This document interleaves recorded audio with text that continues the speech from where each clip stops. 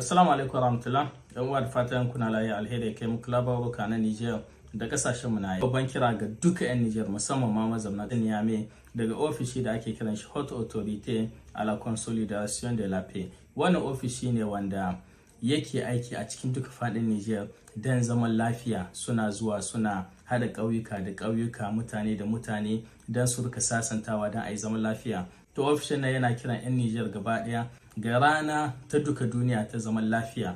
Wannan rana ta duka duniya ta zaman lafiya a Niger za a yi ta ranar 21 ga wannan wata, kenan ranar Lahadi.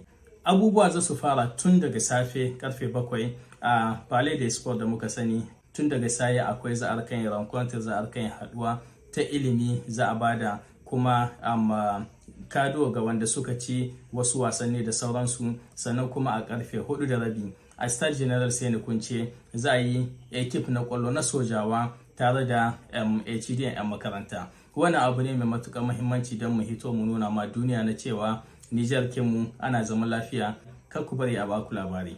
Kafin mu ci gaba da labari namu na Nijar, sai mu yi maganan kasashen mu na IS. Bayan da muka gani an haɗa sojawa, kuma muka gani da ministorin shari'a su ma sun zamna ana neman a sa system na shari'a na IS amma mu hita daga kotun duka duniya ICC. Yanzu kuma zancen parliament. Bayan an yi shawarwari, bayan masana sun yi zamna sun sa matakai da dokoki da ya kamata a yi parliament guda, assembly guda kenan na IS. Yanzu shugabannin duka parliament na kasashe guda uku nan, Burkina, Mali da Niger, suna nan suna reunion, suna taro na kwana 2 za su yi shi a Wagadugu, Burkina Faso, don su gamo duka su gani takardu na dogon bincike na abubuwan da aka rubuta na tsarin da za a yi na tafiya a yi parliament guda na IS. Kuma daga nan su wayannan shugabannin parliament na IS za su ɗauki bayani na ƙarshe su kai ma shugabannin ƙasa don ya zamanto shugabannin ƙasa su ba da umarni a fara da aiki. Kenan parliament confederal na IS kawai wani ɗan lokaci ne zai fara. Akwai babban abubuwa da suke faruwa a ƙasashen IS kenan kafin a je a yi babban taro wanda za a yi shi a December. Sai mu ci gaba da addu'a da cewa insha Allah duka alheri ne zamu je a tafiyar nan namu na IS.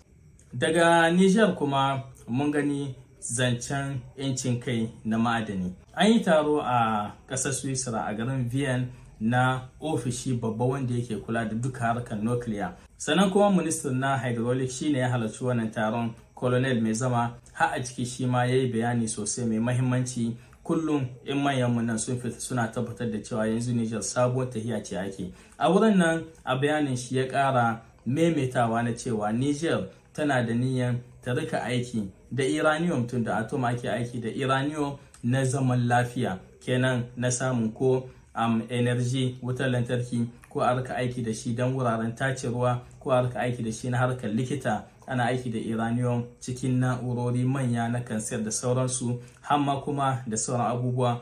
Aiki diyawa ake da uranium na harkar zaman lafiya wanda suke kiran shi kenan nuclear civil, kenan kana aiki ne da nuclear amma na samun harkokin zaman lafiya ba na harkar bumabumai ba. Ya tabbatar da cewa Niger tana da system kinta da sabuwar tafiya wanda yanzu ta hiddo.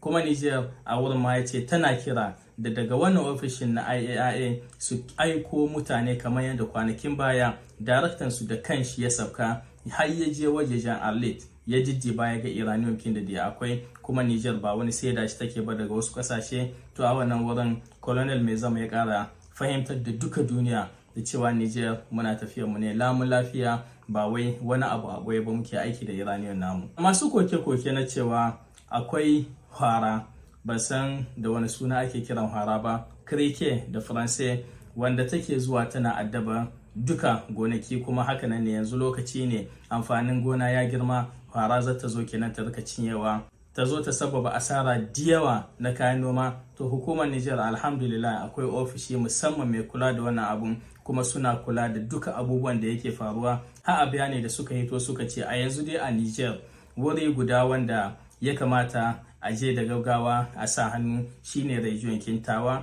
amma sauran wurare a Niger har yanzu babu wani alarm na cewa hwara za ta je ta yi wani mugun abu, kuma suna nan suna bibiyan komi da komi. A tawo sai suka aika ma'aikata na musamman tare da magani na hwara wanda ake fesawa a cikin deja har sun yi a hektar fiye da 100 a wajejen Abalak, Cinta da Keta. wani garuruwa uku a kaɗan, wanda nan ne aka ce da yawancin hwaran nan ta yi yawa kuma ta fara damun gonakin mutane. An je ana sa mata magunguna don a ƙare da su.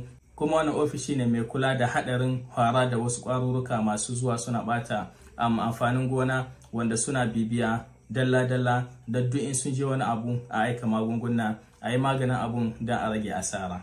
Idan mun koma Burkina Faso, zancen communication, Burkina Faso sun gane da cewa a tafiyar nan da ake yanzu dole ne su gyara communication kinsu. Sun zuba kuɗi da yawa idan su gyara RTB kinsu, ofisin shi na radio da television kamar ORTN kinmu ne na Niger, sun gyara shi kuma har sun buɗe wasu shan ma wanda kawai yaren Burkina ne ake zalla, ba a wani Faransai ba a Turanci. Sannan kuma suna kula da duka abubuwan da ake, ko na jarida na rubutawa ko kuma na jarida electronic ko kuma wasu vlogger nasu, suna bibiya ɗaya bayan ɗaya don su tantance da cewa daga wani abu ya faru nan da nan suna hitarwa su mai da raddi don ya zamanto yakin da ake na telecommunication kinnan su ma ba su yi shiru akan shi ba.